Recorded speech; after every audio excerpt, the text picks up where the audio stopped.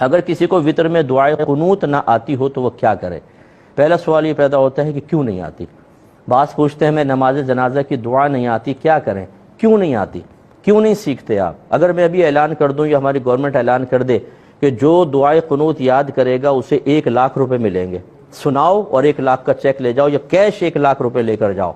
اسی طرح جس کو جنازے کی دعا نہیں آتی یا نماز جنازہ نہیں آتی، ہم اس کو 1,00,000 روپے دیں گے، یاد کر کے ہمیں سنائے اور صحیح ادا کر کے دکھائے، 1,00,000 ملے گا۔ اب مجھے آپ دیانتداری سے بتائیے کتنا منٹ لگیں گے اس کو سیکھنے میں؟ اب تو 5 منٹ میں سیکھ کر بولیں گے، فوراً وہ چھلاگے لگاتے ہوئے جائیں گے لائیے جی 1,00,000۔ یہ اصل مسئلہ یہ ہے، میں آپ پہ اٹیک نہیں کر رہا ہوں، صرف پیار محبت سے بات سمجھا رہا ہوں کہ جب ہم آخرت کو انتہائی معمولی سمجھتے ہیں، اللہ کے احکام کو، سنت رسول کو حقارت کی نگاہ سے دیکھتے ہیں، تو یہی ہوتا ہے کہ یاد کرنے کے بجائے حل پوچھتے ہیں، کوئی آسان سا حل بتا دو۔ دنیا کے معاملے میں اگر فائدہ ہوتا ہے کبھی بھی یہ نہیں کہتے کہ اس کو چھوڑو یہ دوسرا حاصل کر لے، مجھے کوئی دوسرا حل بتاؤ۔ اس لیے میں آپ سے سب سے پہلے تو اولاً گزارش کروں گا فوراً سے پیشتر یاد کریں تاکہ نبی کریم صلی اللہ علیہ وسلم کی سنت کی ادائیگی کا موقع ملے۔ دوسرا یہ کہ جب تک آپ یاد کر رہے ہیں 3 مرتبہ صرف اس طرح کہہ رہے ہیں اللہم اغفر لی، اللہم اغفر لی، اللہم اغفر لی، یعنی اے اللہ میری مغفرت فرما۔ 3 دفعہ کہہ لیں، یعنی جیسے آپ نے دعائے قنوت کی تکبیر لگائی اللہ اکبر، پھر 3 دفعہ یہ کہا اور رکوع کر لیں، یہ اس کے قائم مقام ہو جائے گا۔ ایک یہ کہتے ہیں کسی بالغ کا اگر پیشاب نکل جائے اور وہ 1 درہم سے کم ہو اور اس نے ایسے ہی اس کپڑے میں نماز پڑھ لی تو اس کی نماز ہو گئی یا نہیں؟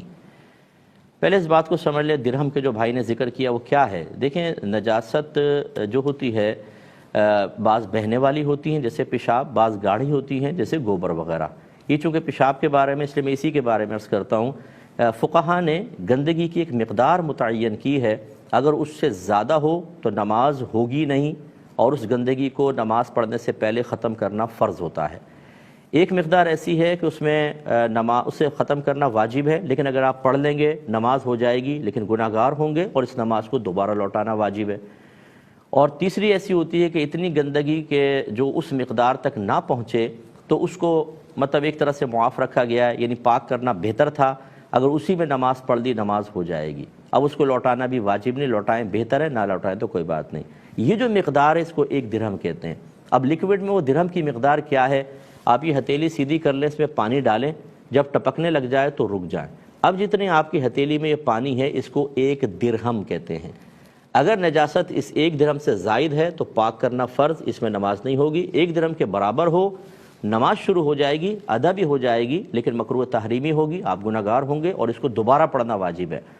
ان دونوں میں فرق یہ ہے کہ اگر 1 درہم سے زائد تھی اور آپ نے ایسی نماز پڑھ لی ہوگی ہی نہیں، اور وقت نکل گیا تو قضا کا گناہ، اور اگر 1 درہم کے برابر تھی تو پاک کرنا واجب تھا، آپ نے پڑھی تو ادا ہو گئی۔ اب واجب الاعادہ تو ہے لیکن اگر ٹائم نکل گیا تو قضا کا گناہ نہیں ہے، ادا ہو گئی ہے۔ اور 1 درہم سے کم ہو تو پاک کرنا سنت ہوتا ہے، اگر آپ نے ایسے ہی نماز پڑھ لی نماز ہو جائے گی، لوٹانا بھی واجب نہیں ہے۔ اس کا مطلب یہ ہوا کہ اگر بالغ ہے، 1 آدھ قطرہ گرا اور وہ پھیل کر 1 درہم تک بھی نہ پہنچا اور اسی کے ساتھ نماز پڑھ لی تو گنجائش ہے، بالکل نماز ہو جائے گی۔ بہتر تھا کہ پاک کر لیتے، اگر نہ کیا اور اس میں نماز پڑھ لی ہے تو نماز ہو جائے گی اور لوٹانے کی بھی حاجت نہیں ہے۔ ایک بھائی نے پوچھا ہمارے علاقے کی عورتیں سر کے بال کاٹ کے جمع کرتی رہتی ہیں، جب برتن والے آتے ہیں انہیں بیچ کر